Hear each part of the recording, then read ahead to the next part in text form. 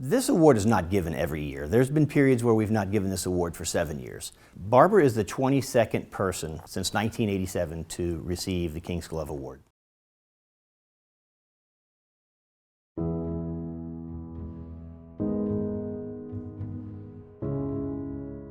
To me, she was the ultimate manager of this process. She is very low-key, very much on top of things. She managed to keep the project on time, on budget, while still achieving everything that people wanted that was reasonable that they should ask for.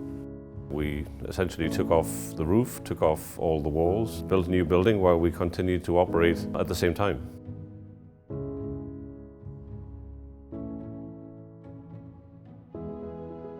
We replaced the facade entirely, the glass, the mullion system, the roofing system, and we actually have reduced the energy consumption of the building by about 26%. We are somewhat of a unique model. We are on an island in the middle of a very large city, and no one has to deal with the logistics that we have to deal with.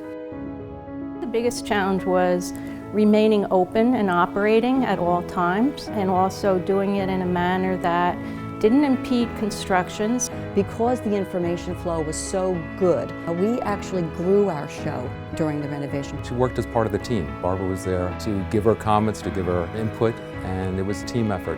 And it's just not something you normally can expect from a single person.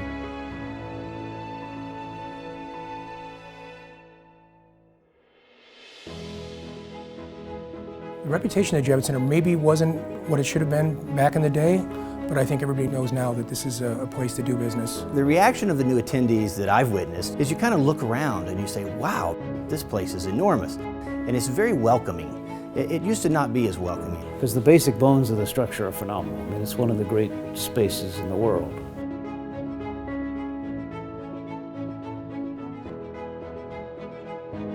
People look at it and say, that building looks great now. It's cleaner looking, it's fresh, it's brighter.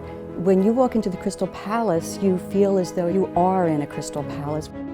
There's billions of dollars of revenue coming in from the Javits Center. By making it a really desirable place for people to be, it's really generated a lot more buzz. The old-time customers, they're thrilled as well. I mean, they're looking at this saying, you know, they can't believe it. They've won the lottery.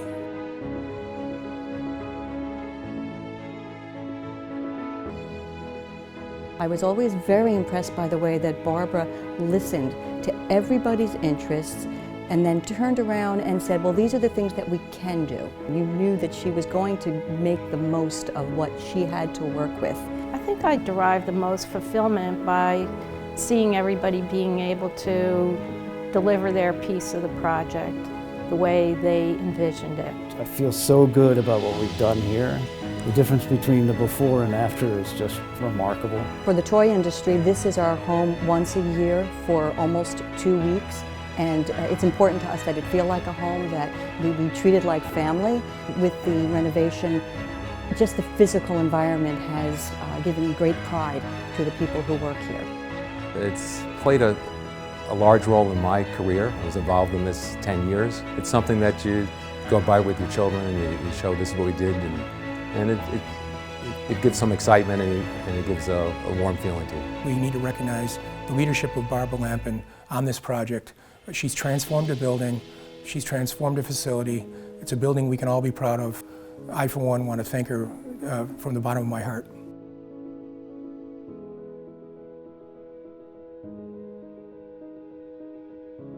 I look at this as accepting an award for the entire team, for everybody who contributed to making this project the success that it is.